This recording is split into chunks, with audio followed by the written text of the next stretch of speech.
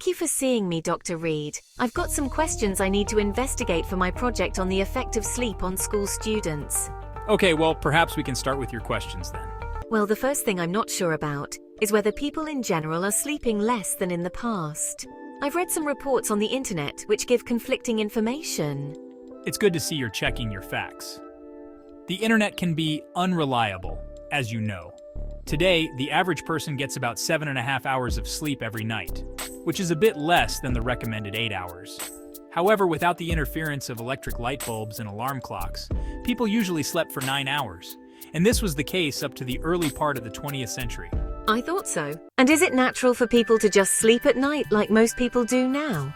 The sleep patterns we have developed are for the convenience of the working day, not to suit our body clocks. Most people have a tendency to feel sleepy after lunch, but because of the way our days are structured, most of us just have a cup of coffee and carry on when we should let ourselves have a short sleep, have a nap. But a constant need to nap is a sign that people aren't getting enough sleep at night, which is a problem that seems to be getting worse. I've read that it's a problem that affects teenagers in particular. That's correct. A lot of teenagers are getting far too little sleep, and there are concerns that this could have a serious long-term impact on their health, but we don't know for sure yet. Researchers are also looking into how far a lack of sleep affects young people with depression. But one study has clearly demonstrated that high school students getting low grades also get, on average, 1 hour less sleep than students getting A's and B's. Really? Why do you think teenagers aren't getting enough sleep? Dr. Reed, that's an interesting question. It's a problem that seems to affect all teenagers, not just the ones who eat the wrong things and who don't take any exercise. So my feeling is that parents need to take more responsibility. Too many teenagers watch TV in their rooms or play computer games until very late, or they're allowed to go out on school nights. Some of my friends say they stay up late because they can't get to sleep if they go to bed earlier.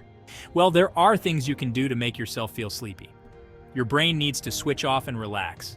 So don't have any drinks that contain caffeine, which includes hot chocolate and a lot of soft drinks. Reading a book you know well, or listening to a story rather than music, should help your brain to relax. So, you shouldn't do your homework just before going to sleep? Definitely not. Schools should be careful how much homework they set because working late in the evening doesn't help people to get a good night's sleep. It would be better for schools to stay open for longer so that pupils can do their homework before they get home to avoid this problem. Another thing that some schools have tried successfully is to begin the school day half an hour later, which seems like a good idea to me. Well, that's very interesting. Thank you, Dr. Reed. Just one last question. Is it true that our brains are actively thinking while we're asleep? Well, our brains are good at sorting information while we're asleep. It's often the case that we wake up having found the answer to a problem we've been worrying about the day before.